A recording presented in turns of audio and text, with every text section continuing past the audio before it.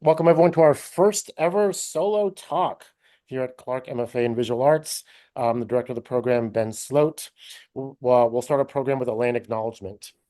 The Nipmuc Nation, or freshwater people, are the original inhabitants of the land where Clark University is situated. We pay respect to the Nipmuc Nation and their neighbors, the Wampanoag and Massachusetts nations, who have stewarded this land for generations, and we offer our appreciation to the lands and waters for sustaining us. Also excited to share that today's talk with Adam Erickson is sponsored by ArtPlace Everywhere.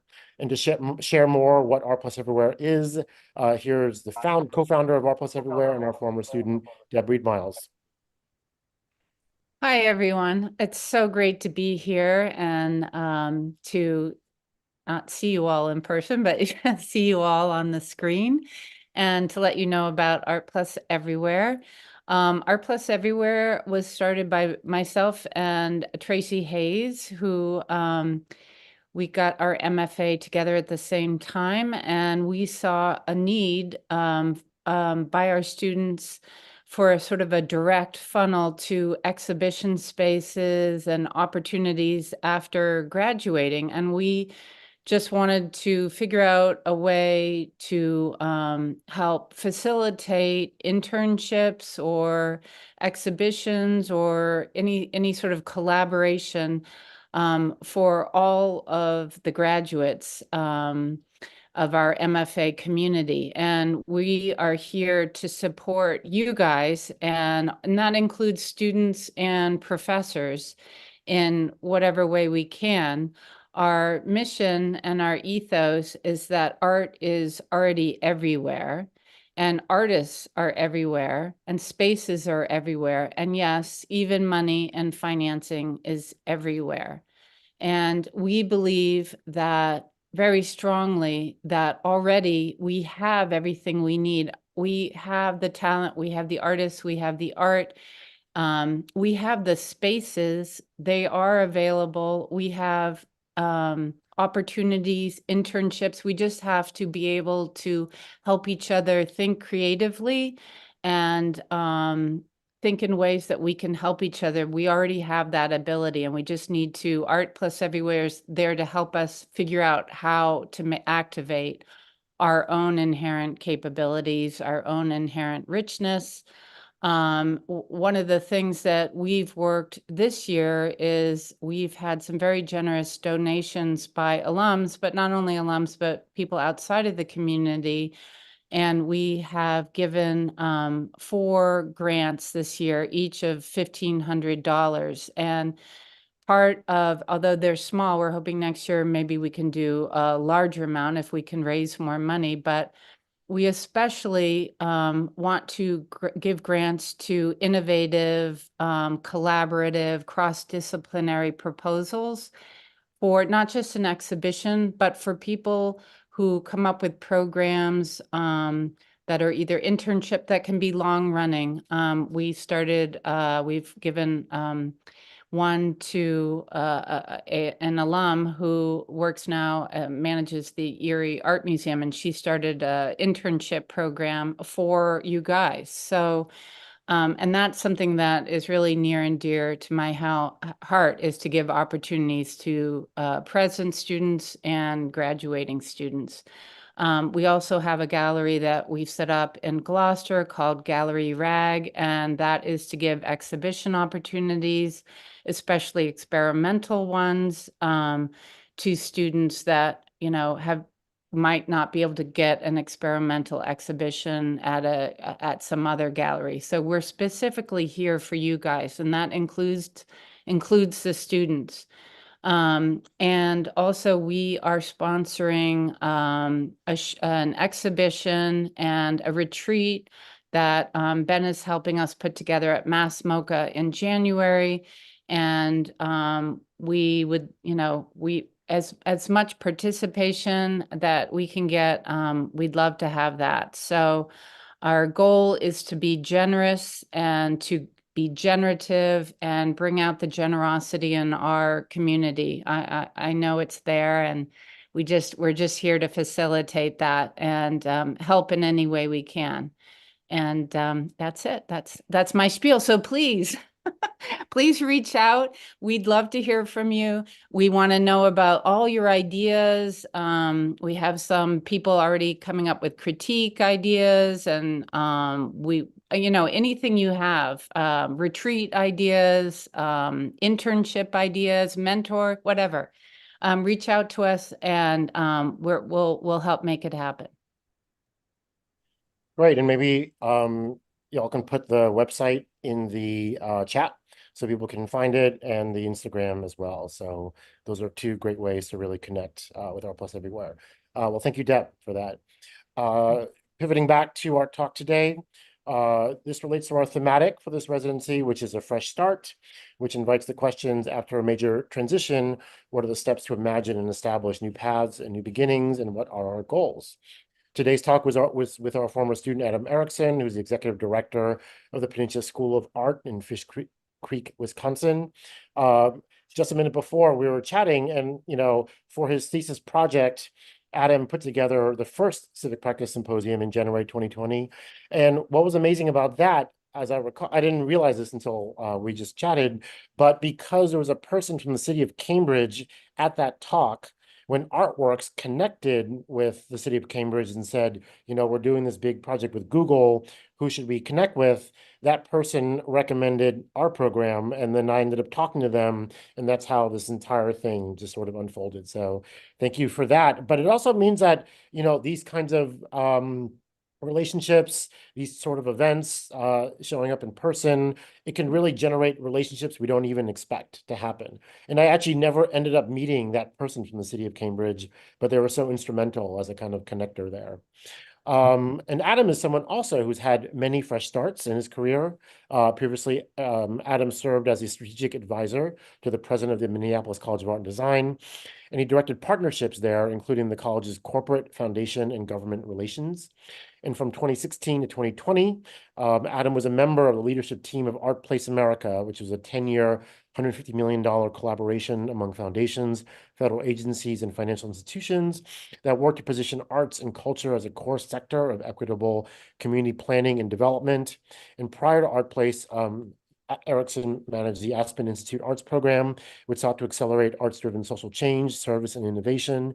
He's also a founding member of Vital Little Plans, an artist collective, and Giving Circle. And he's lectured widely, taught in the Arts Management and Entrepreneurship program at the New School in New York City.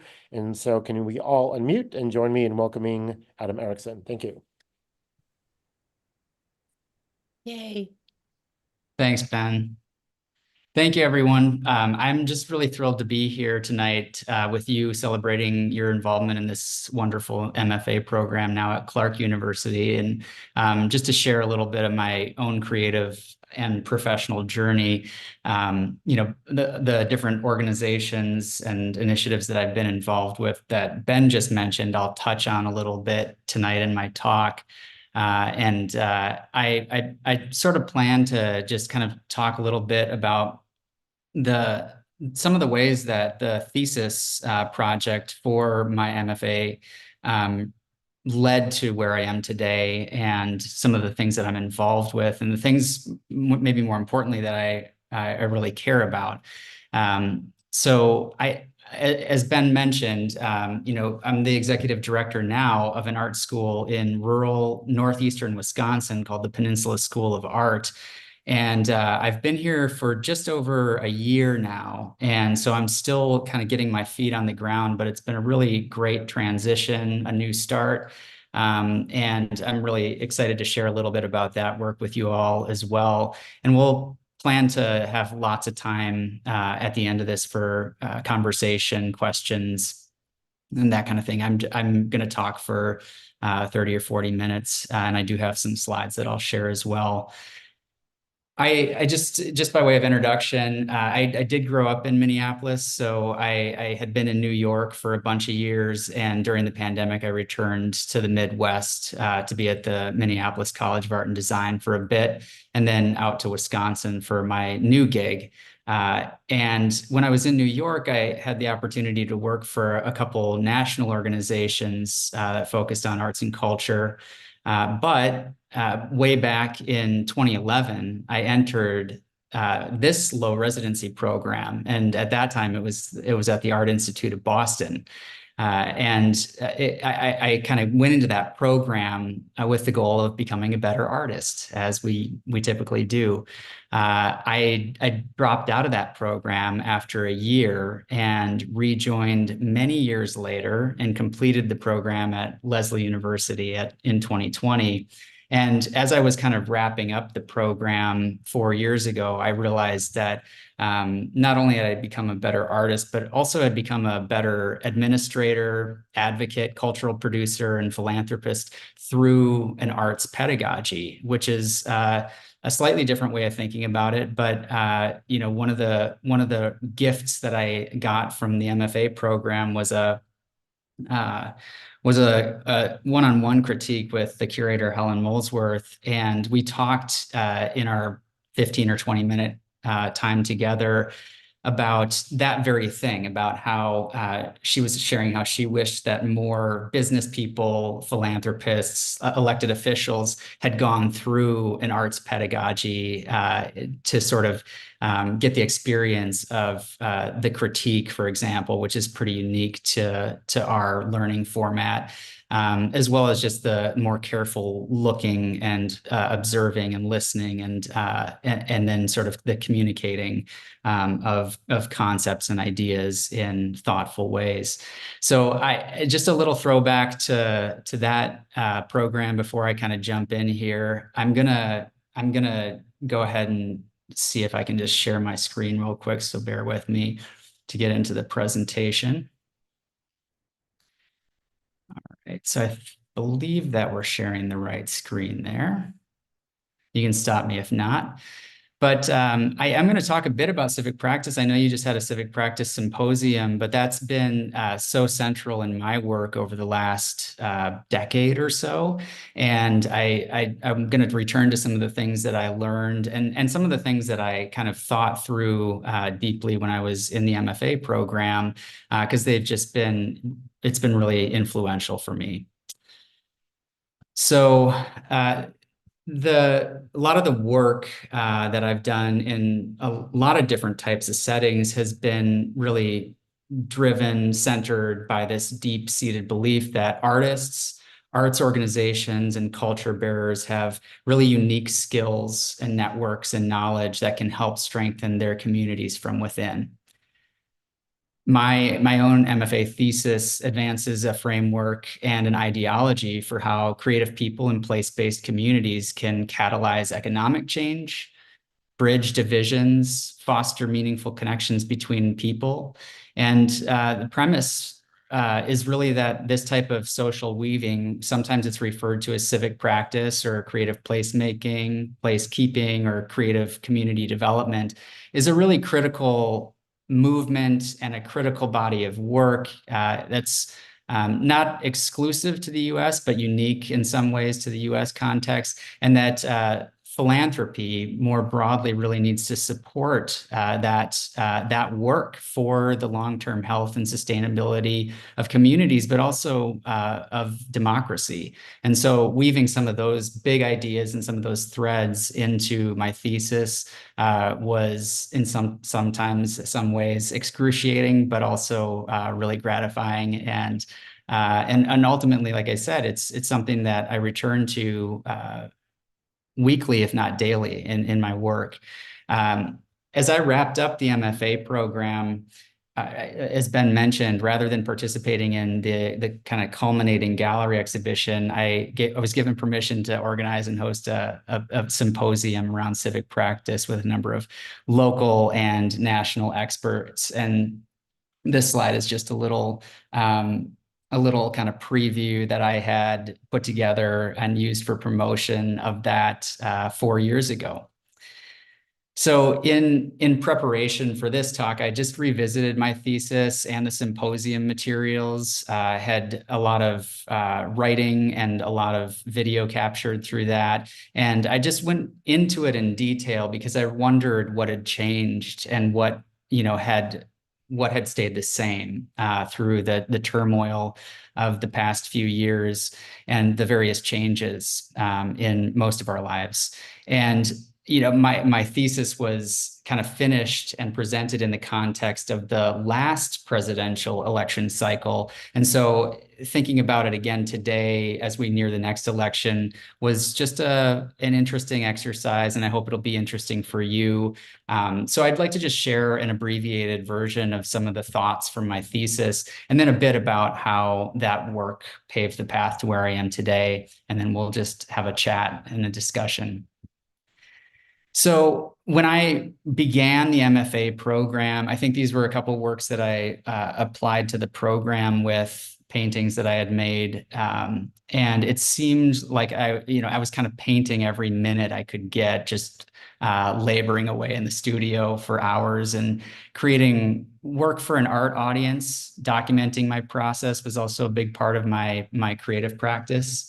And I was really passionate about issues like the adverse forces of technology, the loss of oral storytelling, and I wanted my work to kind of make an impact, as many of us do, and maybe even change people's minds. But I guess somewhere along the way, maybe a couple years after applying to the program, I stopped kind of believing that a painting that I might create would ever move the needle on those issues. And I was kind of troubled by what the artist Pablo Helguera distinguishes as the difference between the symbolic and the actual effects of art. He has this great book called Education for Socially Engaged Art. And he says that often works of art, which are socially or politically motivated, operate in the allegorical, metaphorical, or symbolic level, and that it sort of acts through the representation of ideas or issues, but does not control a social situation in an instrumental and strategic way in order to achieve a specific end. There's a lot of language, but we'll unpack some of that as we go forward. So not knowing the impact that my work had or could have left me feeling kind of uncertain. And something else that Pablo Helguera wrote in his book resonated with me, and it sort of encapsulates that ambivalence I had. He says, art students that are attracted to socially engaged or civically engaged art making often find themselves wondering if it would be more useful to abandon art altogether and instead just become professional community organizers or activists or politicians, ethnographers or sociologists. And I do have to admit, in the many years between that first year of the MFA program and my second year of the MFA program, I thought really seriously about going to school to get an MPA degree, or get into sort of more community-based work, and write off the creative side. But I'm glad I didn't. I did take a break. I dropped out of the program.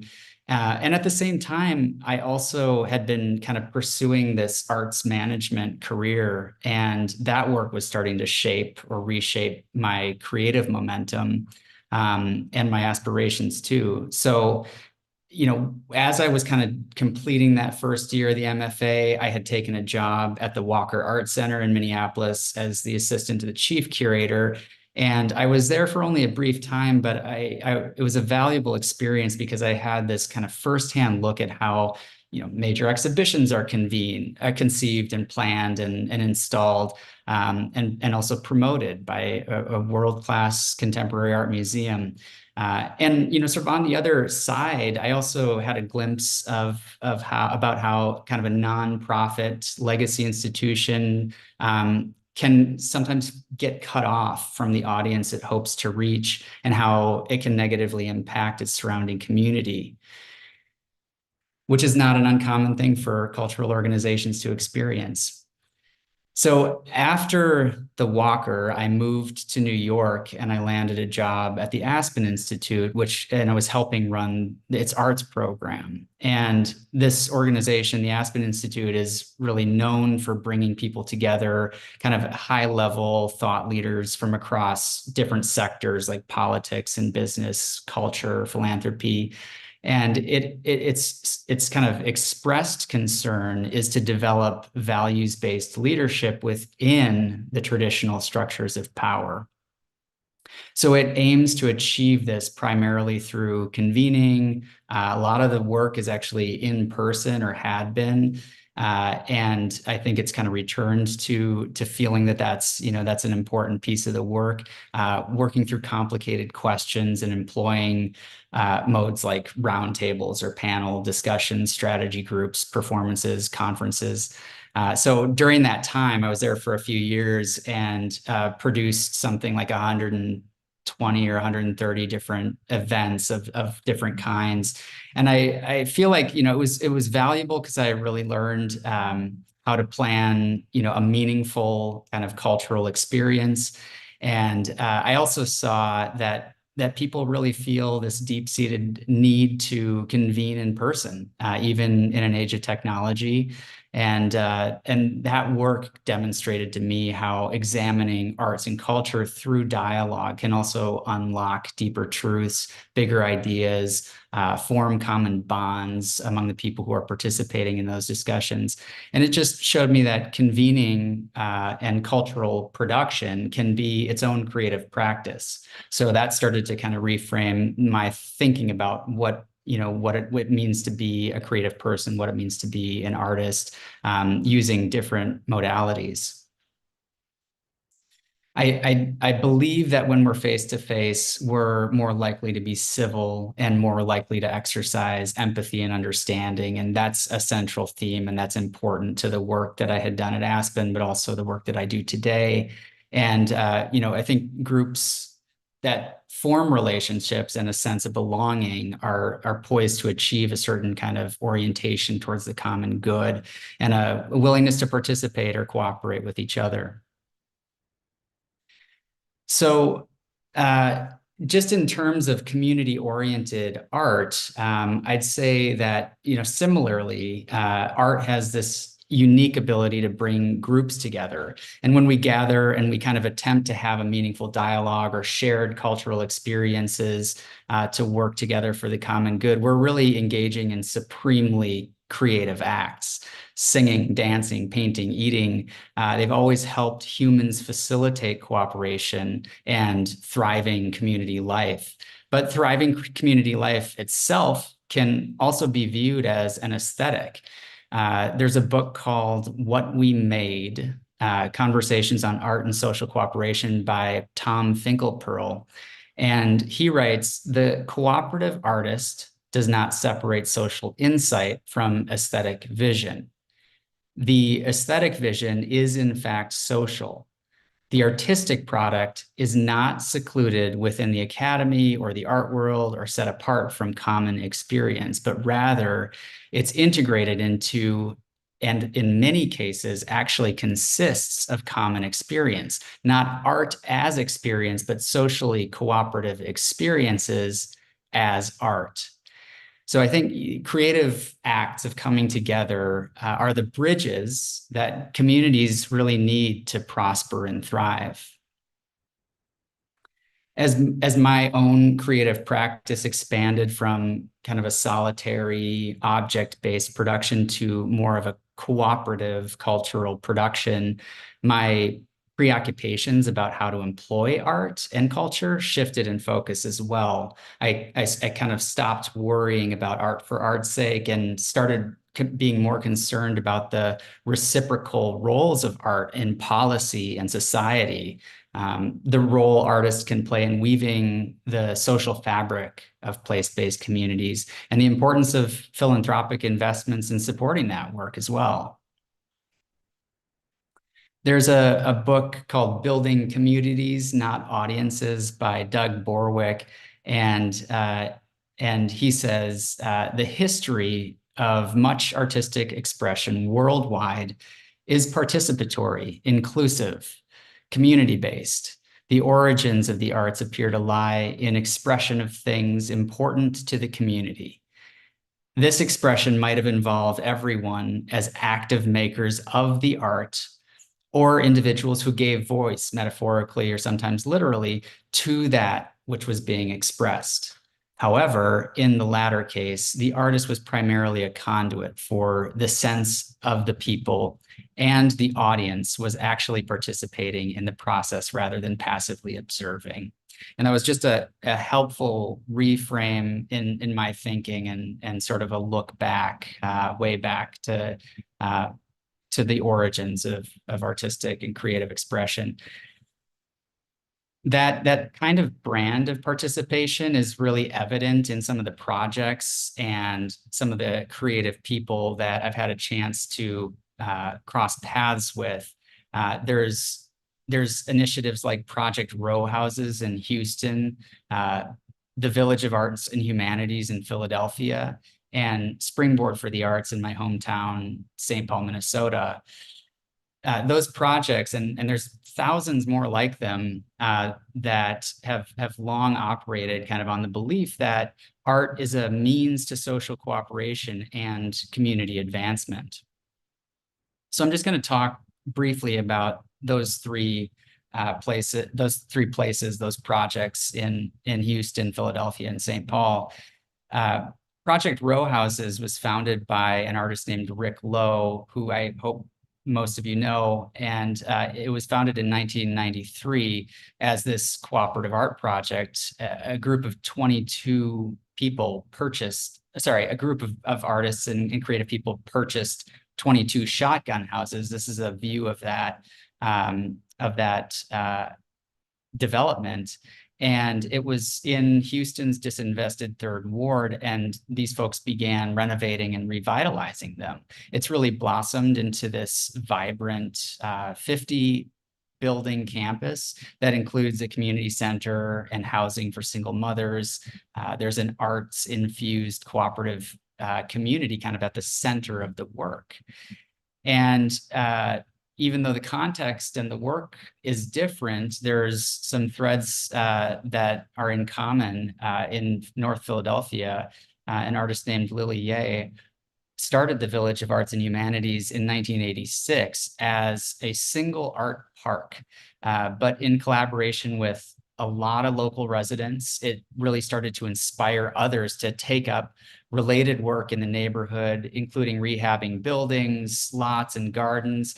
And just very recently, the village won a $1 million grant from the U.S. Department of Justice for its really innovative arts-based approach to community crime reduction.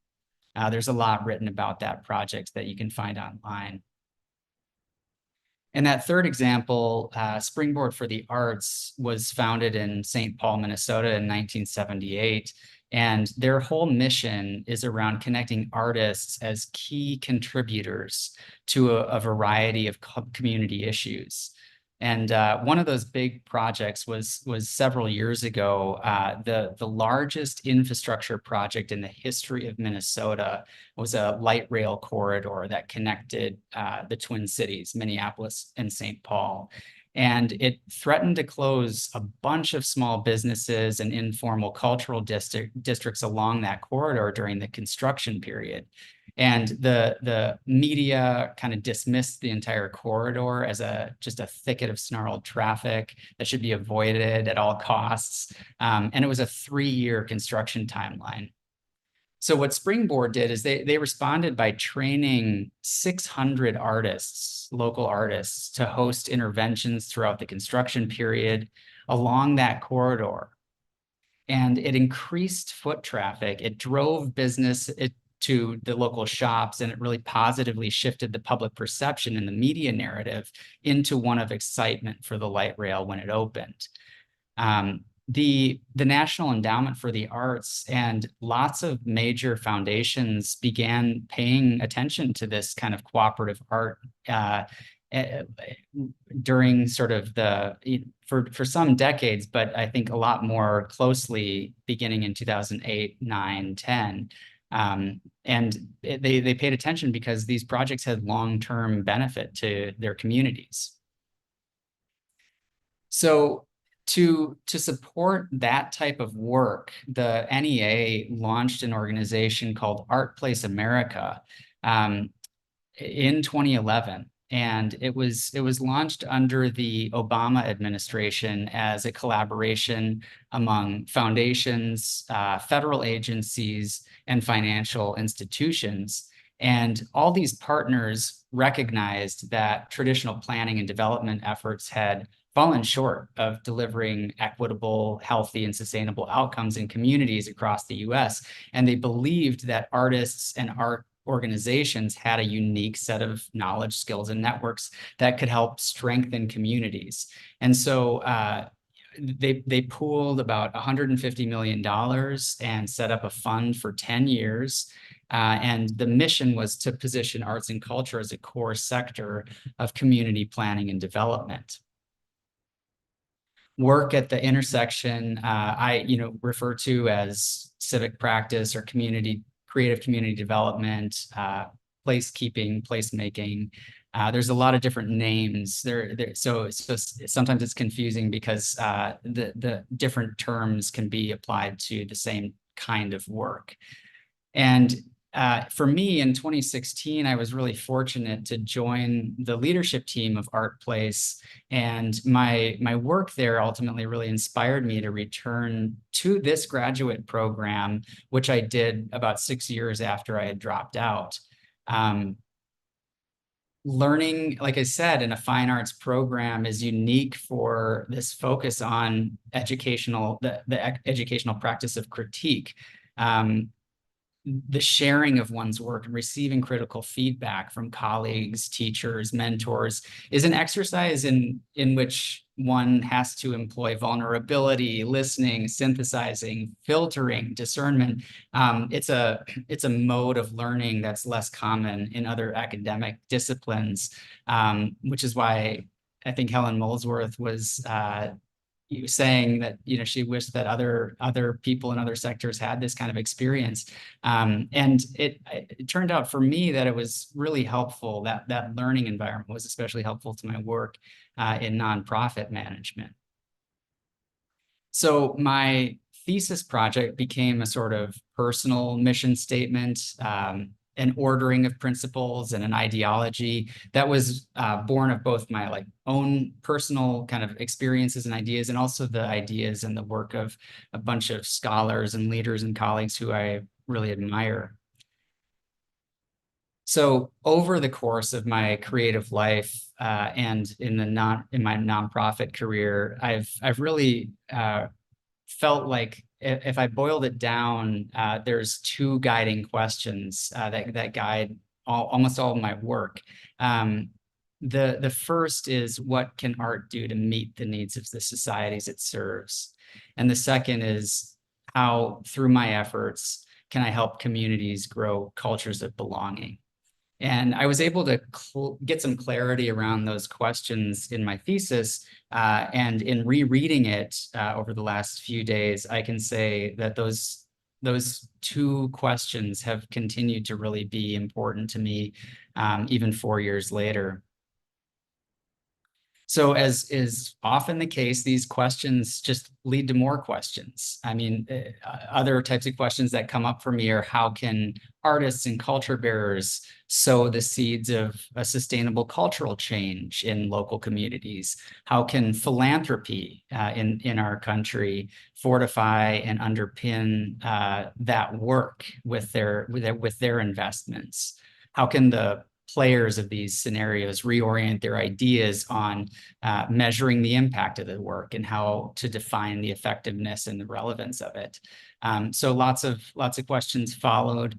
That sort of led me to a final question that I think I have an answer to, which is, can cooperative art, practiced through the lens of civic practice and civic life, make tangible and lasting contributions to supporting the health of our communities and even democracy? I believe the answer is yes. And I think one really compelling example comes from the state of Mississippi. So I just want to share a little bit about my colleagues in Utica, which is a really tiny bedroom community with a population of 840 the last time I checked. And an artist named Carlton Turner and his wife Brandy lived there. And Carlton's family, for about 8 generations, had been there, and he had been a leader nationally and throughout a lot of the southern states. But his work for a long time was almost focused exclusively elsewhere outside of Utica. And he had just enjoyed, a successful performing arts career, had been serving as the head of an organization called Alternate Roots, which is a decades-old regional arts service organization, and had operated at the intersection of art and social justice. And he, at some point, decided with his wife, Brandy, that they would turn their work and their attention exclusively to their hometown in 2016. And that choice, I'm sure, surprised their family and friends and neighbors too. But the decision was really intentional and was driven by a really profoundly giving spirit. Utica had actually been known as a thriving community for educators in particular. Carlton's family had a long, prominent line of educators, as well as farmers and entrepreneurs.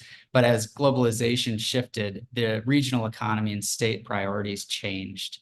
And Utica's citizens started turning to other sources of income and economic opportunities. It's a familiar story, and went outside their local borders. And that meant that the generations worth of knowledge and skills, the trades that Uticans had amassed, either benefited other towns or were left behind to quietly fade away.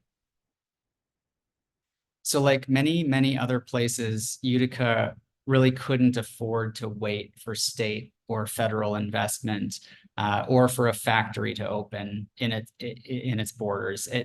It also, importantly, like the town already had this very rich heritage and assets that it needed to charter its own future and to redefine the meaning of wealth.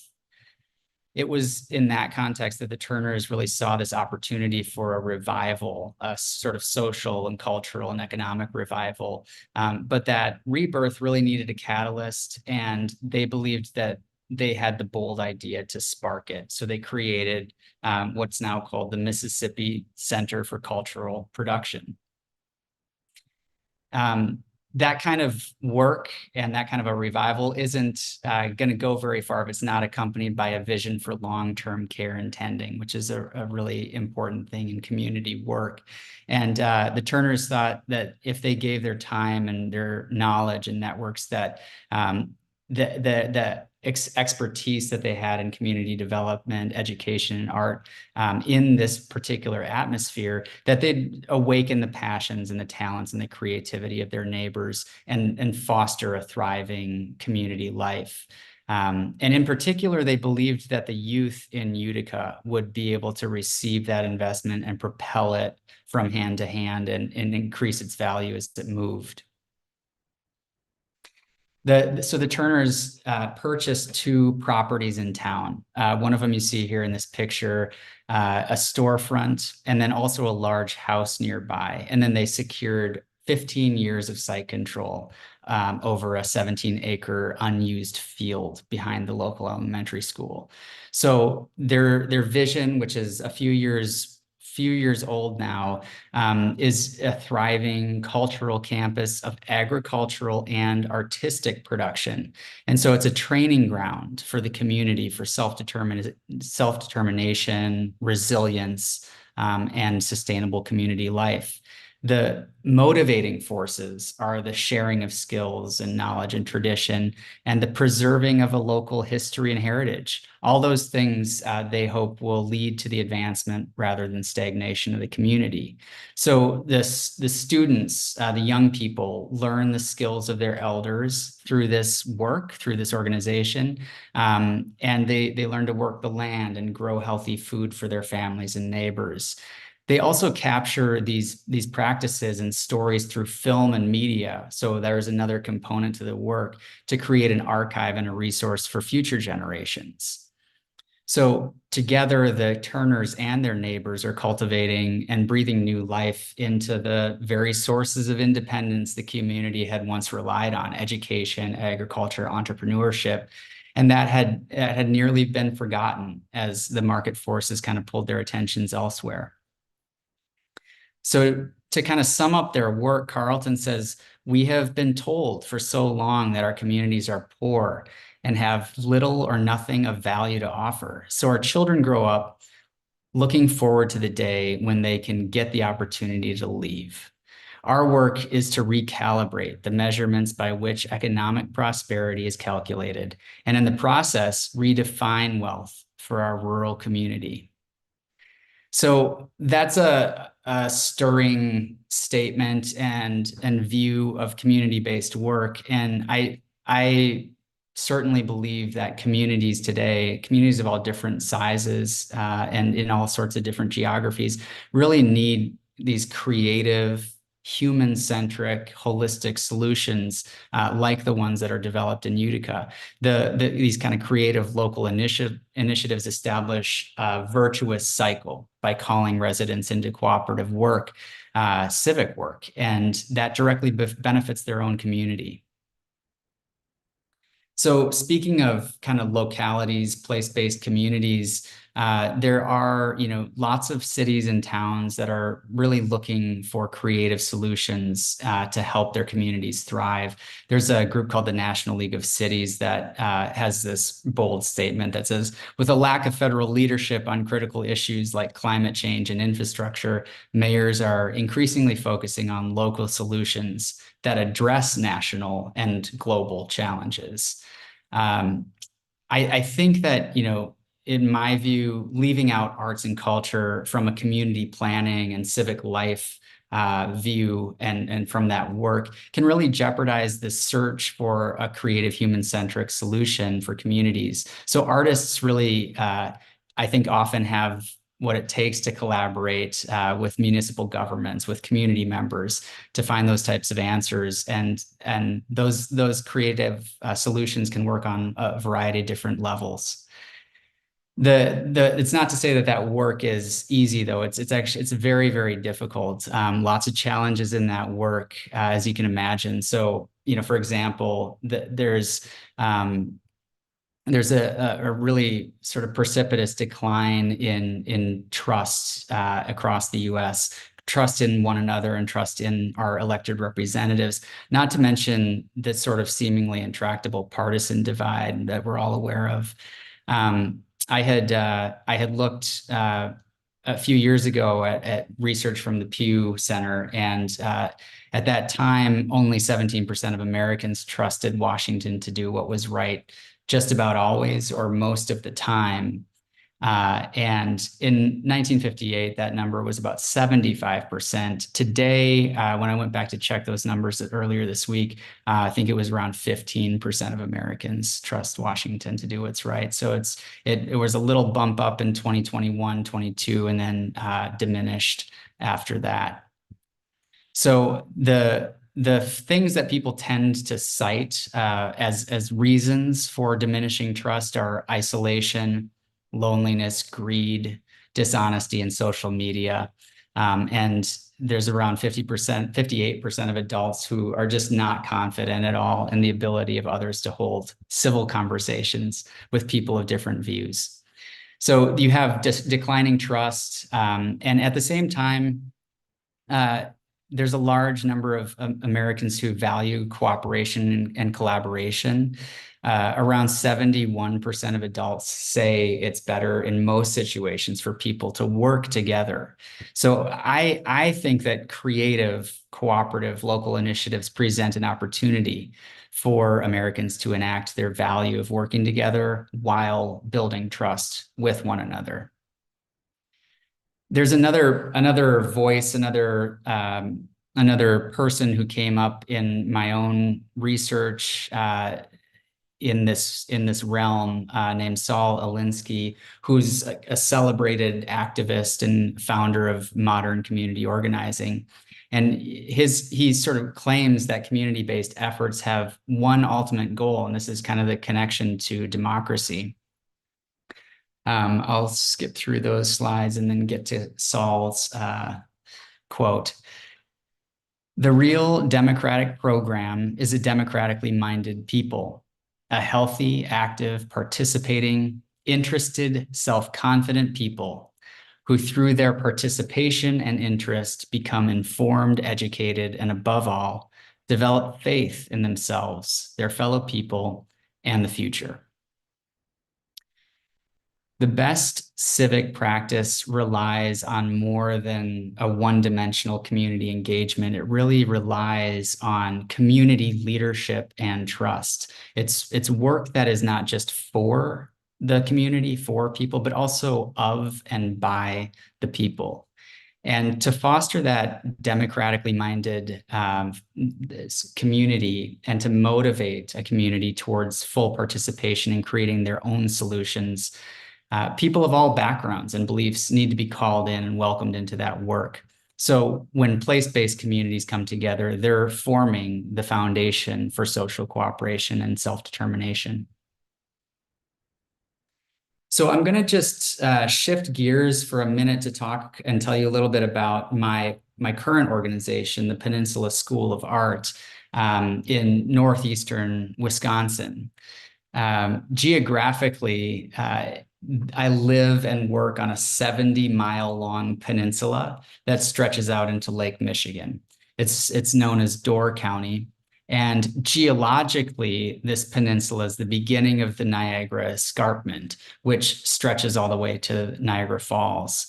It's a rural place and a beautiful place that has around 30,000 acres of permanently protected land and about 300 miles of Lake Michigan shoreline.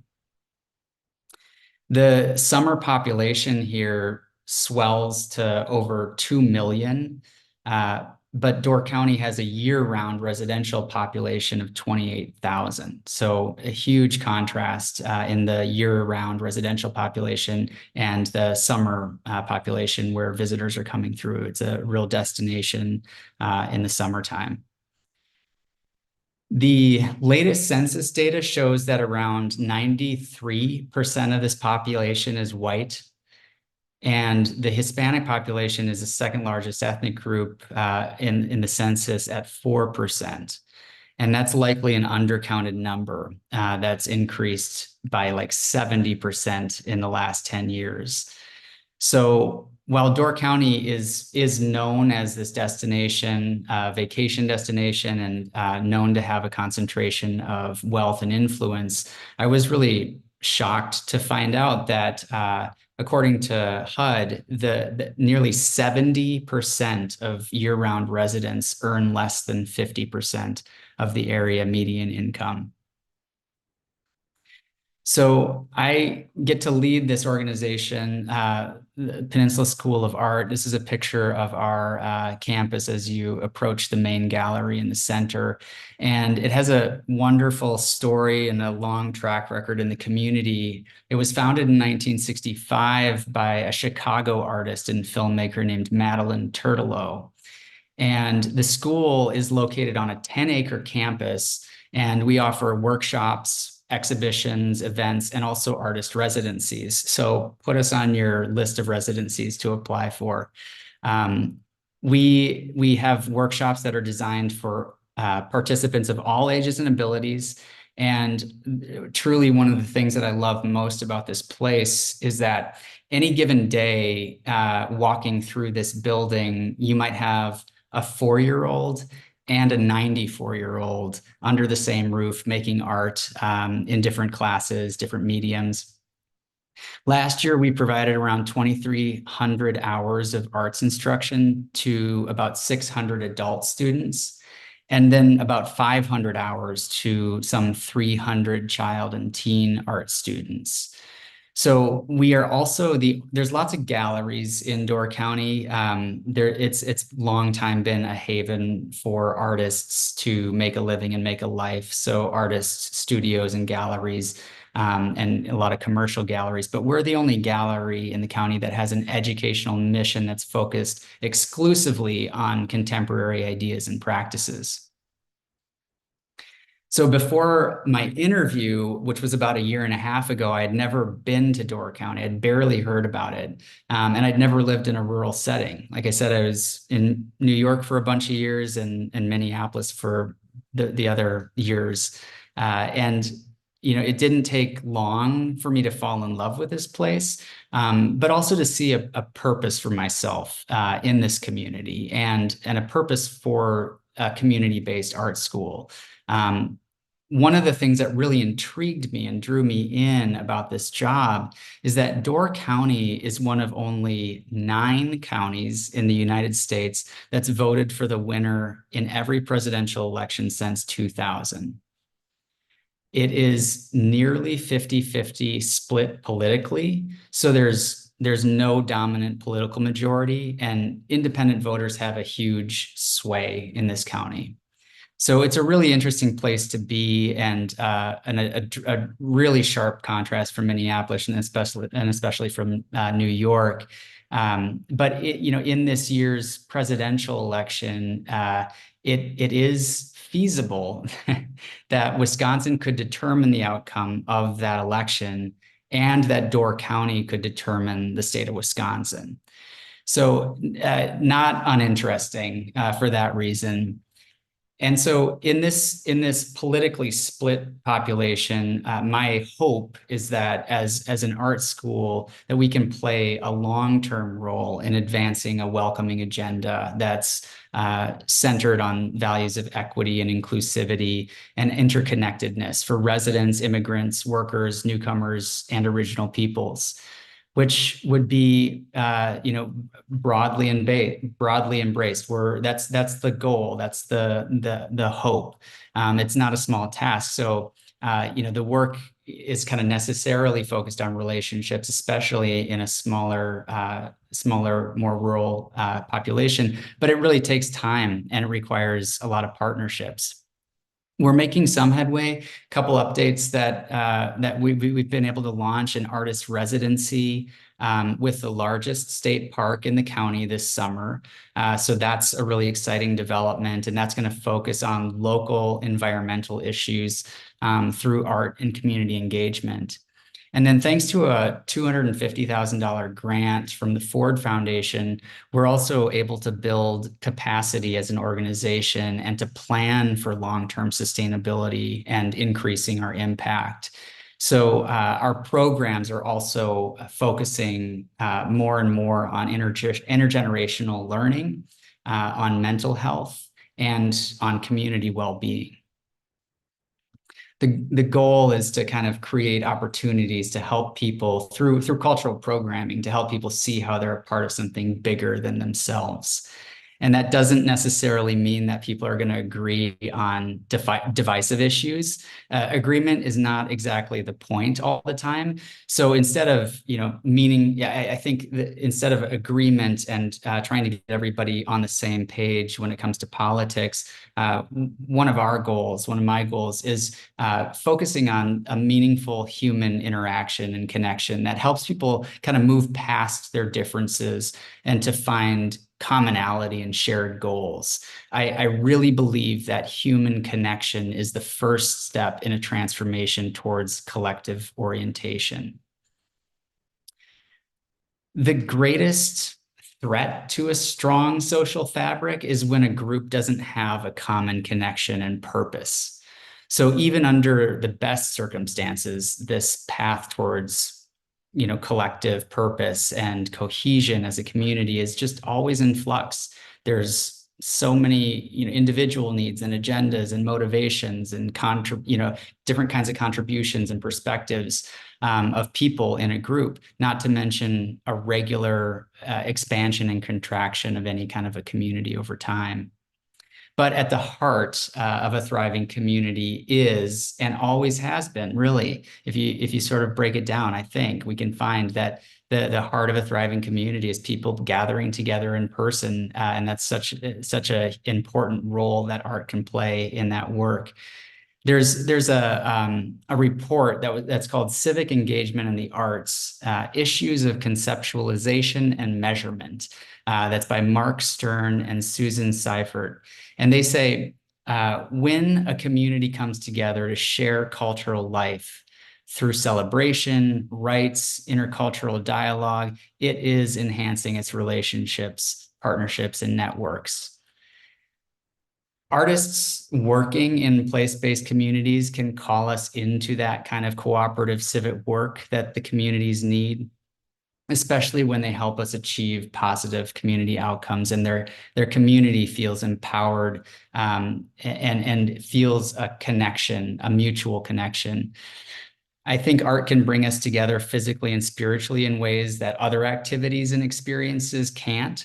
It's this kind of physical and spiritual connection with one another and the connection of the head and the heart that helps rekindle trust. And it requires a real investment and regular care by those who are committed to that collective purpose.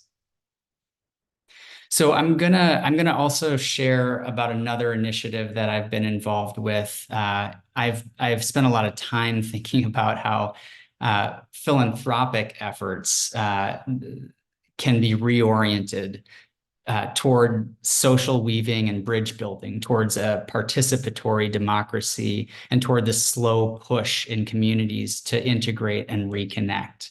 In some cases, just to connect. To build shared interests and a shared purpose in heart and mind. The answer for me in the space of philanthropy really begins with investing in the ideas, the people, the networks that are weaving the social fabric of place-based communities like Carleton and Brandy Turner and Utica. So this other project that I started with 6 artist friends a few years ago is an artist collective and a giving circle, and we call it Vital Little Plans. That's the name of our group, and we are a group that's geographically, racially, ethnically diverse, socioeconomically diverse. We come from very different artistic disciplines. We have somebody who's a writer and a theater maker, storyteller, an architect, urban planner, a dancer, a fiction writer, and a visual artist. So it's a lot of different disciplines, and we all had been connected through that ArtPlace America network over the years of like 2016 to 2020. And what we decided to do is come together in 2020, and we agreed that we would all pool 1% of our income and 0.1% of our wealth into a common fund every year. And so from there, we have a pot of money, and we decide together where to give that money. We also sometimes will provide technical assistance to the different projects that we give money to. For example, building a website or helping develop a fundraising strategy, because those are also areas of expertise that our group has. So we offer that to the folks that in communities that we work with, and the grassroots projects that we support. And then, there is this very social, organic, relational basis for this group. We want to kind of include professional and personal development, foster relationships, and we tend to work fairly slowly.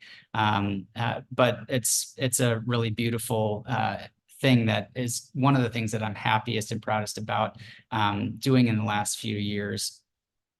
So we research these. It can be a lot of different types of different types of projects. We've funded groups in different geographies around the United States. But this guiding question for us is, how might artist-led grassroots philanthropy, that's us, grassroots philanthropy, it's a small group of artists with not a ton of money, and how can we sort of help support and sustain arts-driven grassroots community development, that kind of civic practice work. So we've been able to put out, since 2020, about $40,000. That's not all our own money. We've also raised money to help to help that fund grow. But it's been really fun to kind of be able to do that as a collective effort, and something that supports work that we really believe in. Each of us in this group have worked in different arts management capacities. Also, some of us have worked in government. Some of us have worked in kind of big philanthropy. And we all believe that, a lot more can be accomplished when there's an alignment of philanthropists, artists, community residents, and cultural organizations that kind of see themselves working together as partnerships, as partners. So we try to cultivate that kind of work. We really hope to inspire awareness and action around radical investment for local communities that looks not just to the next few years or the next grant cycle, but really to the next few decades. We want to challenge grant makers to look at that longer term view of the world that we want 20, 30, 40, 50 years out. And we're really committed as a small group of individuals with a small pot of money to bringing groups into a shared understanding and a commitment in helping, build that kind of a trust. So one example is just, we were invited to present at the National Grant Makers in the Arts Conference this past November in Puerto Rico. And so all of us went down there, and we had a room of about 50 grant makers from all across the US who were there to learn about our work and our approach to grant making and to community development that's centered on equity and justice and on arts-driven work. I think we're sort of coming into a space where we're believing that the work is a little less a battle between the left and the right, and more of a foundational inquiry into a society built primarily on individuality and the market economy versus one that's built on cooperation and mutual reciprocity. So I think another mouthful there, but it's the work that we really believe in is this cooperative and creative based work in community contexts.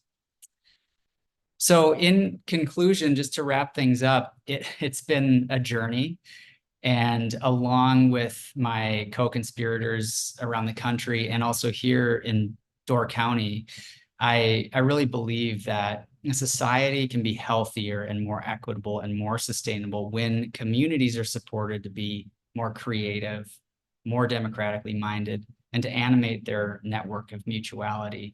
It's a movement of individuals and institutions that are investing in that kind of an ideology would really help turn the tide on issues of social justice, climate change, and many, many more, because it really lays the most basic foundation for a cultural shift away from the present trajectory of separation and toward a deeper unity and solidarity among people. I believe that we need to invest in places by investing in creative people who can help communities imagine their own future. And we need to invest in a future that bridges divides and fosters meaningful connections between people. Some of those results, the results of that work, may not ever be realized, may not be realized for many years, but it is sort of the joyful labor of planting seeds, even if the fruits we don't ever get to taste. So what we do with our time and our resources today can prepare the ground for a lasting change in the decades to come. That's the hope. Thank you. Great. Thank you, Adam. Can we all unmute and give him a round of applause?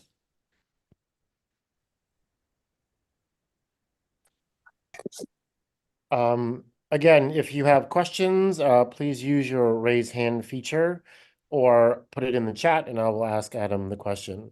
So I have a ton of questions, but I'm going to just try to stick with two really quick ones just to kind of prompt our Q&A. The first is, what would critique look like in a non-art setting? Because I thought that was a really interesting idea that you brought up. And how can that be employed in various settings? And because critique seems to be, there's a kind of trust that's already there in order to have critique. And, so it's very difficult to critique in a manner where that hasn't been fostered to a certain degree, or at least a sort of common language of art is there. So I'm curious about your thoughts about that. It's a good question, Ben. I'm not exactly sure what a sort of program in a non-art setting would look like around critique, because I think your point is a really good one. I think the conversation that I had with Helen was more a wishing that more people in other industries had an arts education or an arts experience and that kind of a pedagogy. I do know of one group. It's not quite a critique, but there's this organization called Museum Sage that works with corporations and nonprofits, philanthropies, all sorts of different types of groups. And what they do is they center the whole experience around a work or works of art.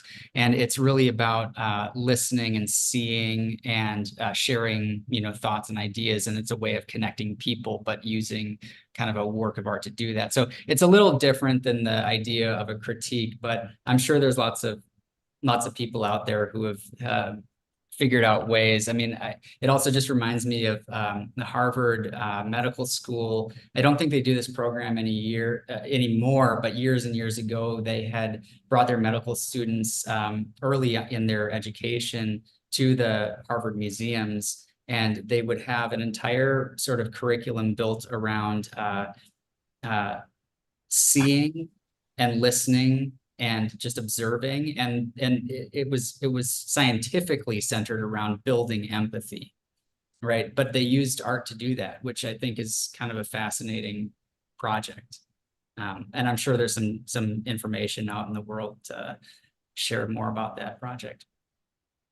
My second question is a little bit more layered and complicated. In our civic practice symposium yesterday, there was a lot of conversation about philanthropy and funding sources and a lot of the challenges of philanthropy where, that money potentially should be taxed, and it shouldn't be in these kind of wealthy individuals who, want to have their reputations sort of uplifted by their generosity when really they should be paying the taxes in the first place.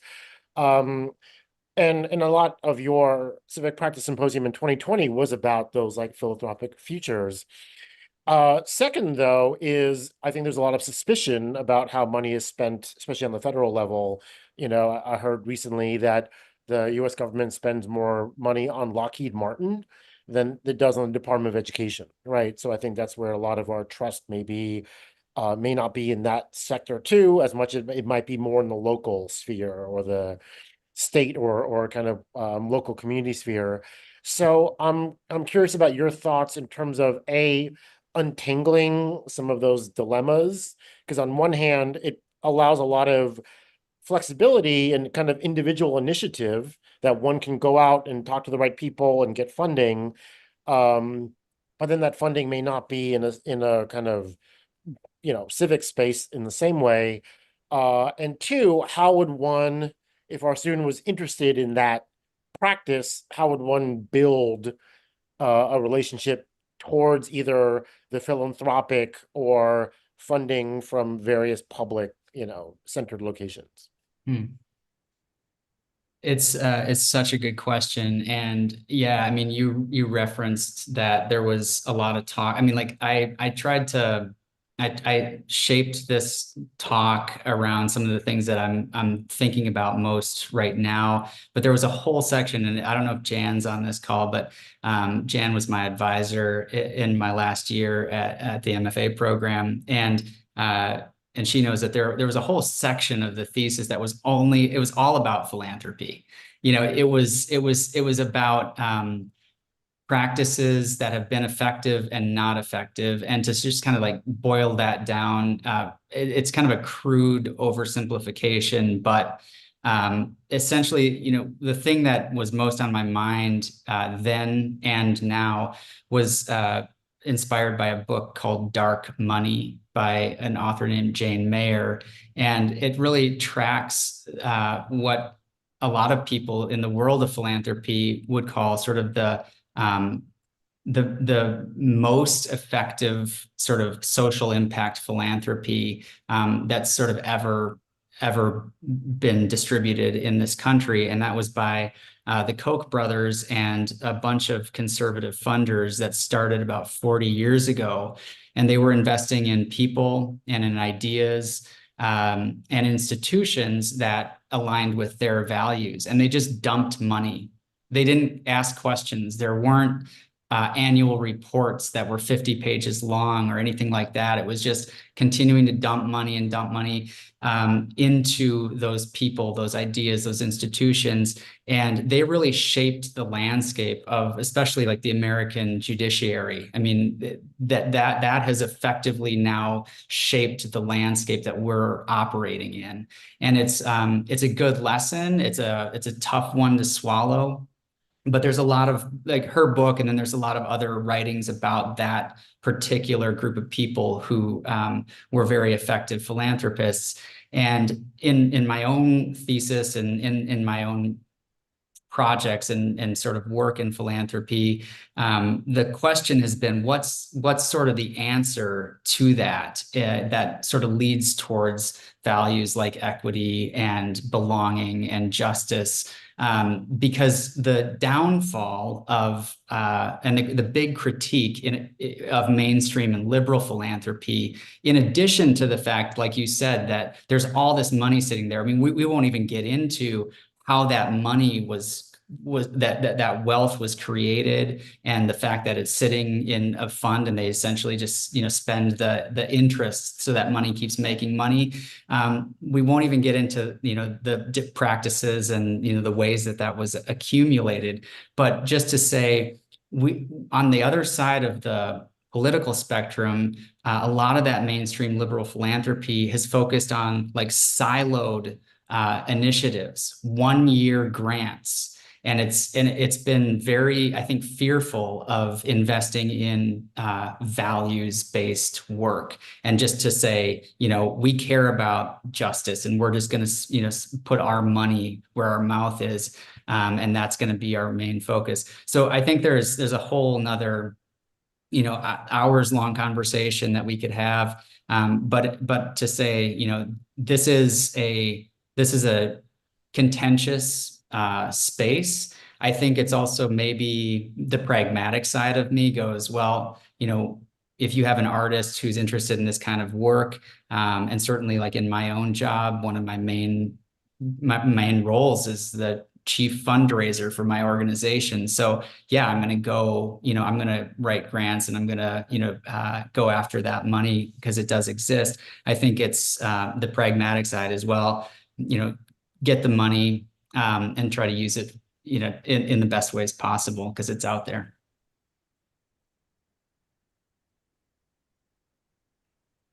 Sorry. Yes, Jan is here with us, so she's been here at your talk. I have a question here in the chat from Stephanie. How does your grassroots philanthropist group select the projects to support? And do members suggest ideas, people they know of, or do you have a website calling for proposals? Yeah, so we, because it's a small group of people and we are kind of geographically dispersed, we have a member in New Mexico, me in Wisconsin, a couple in DC, New Jersey, New York. We each bring our own kind of networks into the mix. We decided that we didn't want to put the burden on organizations to come to us and write an application. So what we do is we have a nomination process internally, and we ask our networks of people who kind of work in this same space of community development and civic practice. We ask for their recommendations once a year, and we sort it. We take the burden onto ourselves to sort through, figure out, what groups might be, aligned with our values and the things that we care about. And then we just give a gift. We just call up this group and we'll say, hey, you're getting $10,000 or $8,000 from Vital Little Plans. The check should be in the mail, and you don't have to do anything else. Like, there's no reporting. We don't need to hear from you. We just believe in what you're doing. So please keep doing that and use the money however you want. Wow, that's great. Other questions for Adam?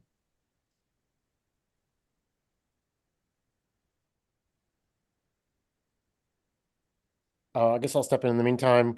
So what was your I'm curious how you conceived of all these different steps and pivots. I know when we were in final seminar together in 2020, like this was your goal to, lead an organization, and then you realized that, within 3 years. And so was it about a kind of skill building process for you, or like what, or like how did you recognize the kind of variety of skill sets you needed in order to step into your director position? I think, yeah, I mean, I was really, it was kind of interesting to just look back at notes, think about conversations that I had had 4 years ago. And you're right, Ben. You and I had that talk, and I think I floated that very thought. It wasn't an immediate path into this work, but the work I'm doing now is 100% connected and directed by my thesis project. I had that really incredible opportunity to, find the things that I cared most about, write about them, research them, put them into the world, talk with experts.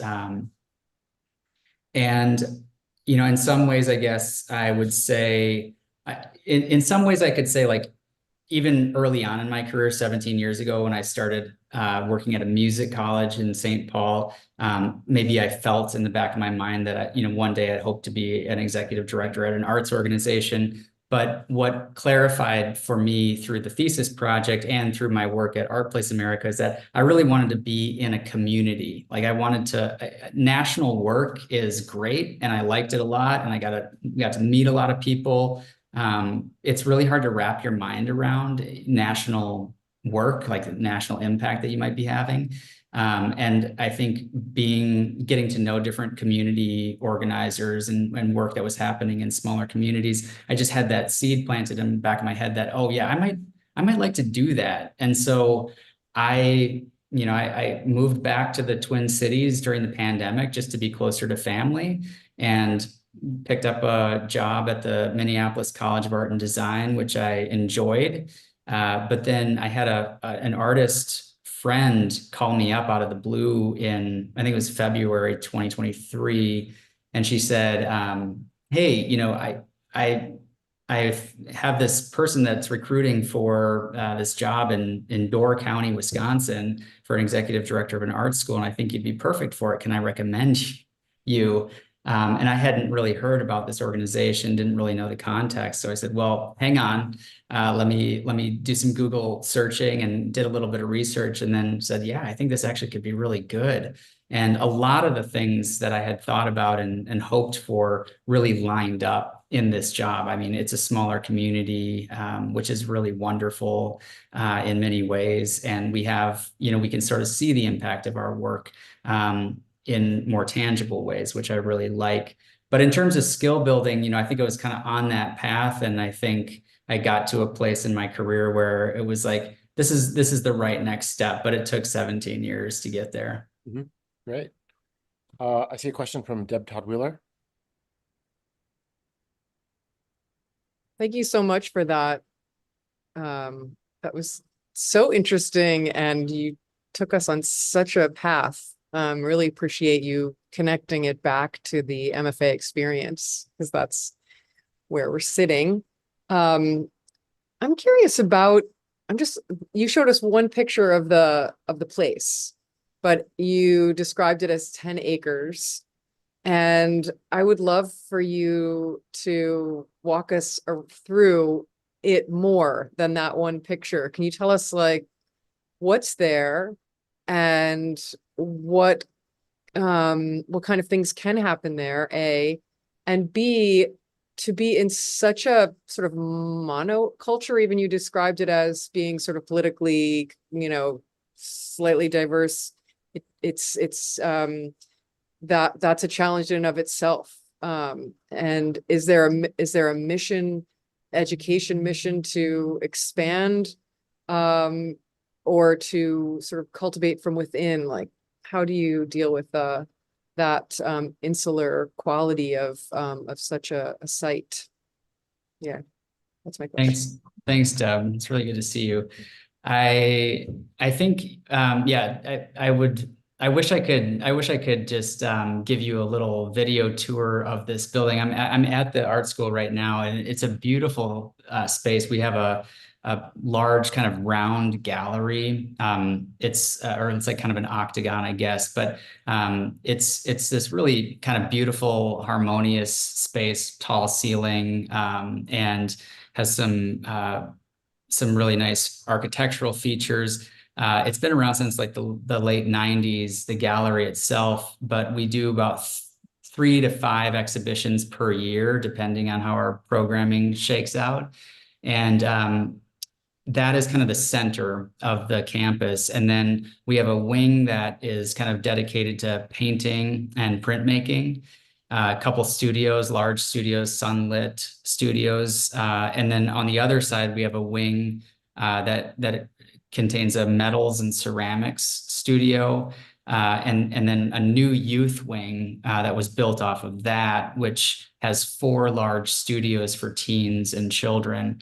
And then in the back of the campus, we have a large, like, great lawn where we host some festivals and do bigger community-based events. And in that back, there's another building, which is another painting studio, a really large space. I wish I could tell you the square footage, but large space that was recently built just a couple of years ago, opened up, and that's both a classroom for 2D classes, and it's where we have our artist residency program. So in the off season, which for us is kind of October to May, we have 6 artists who come through, and they come through 2 at a time, and they have 6 weeks each to just, it's time and space.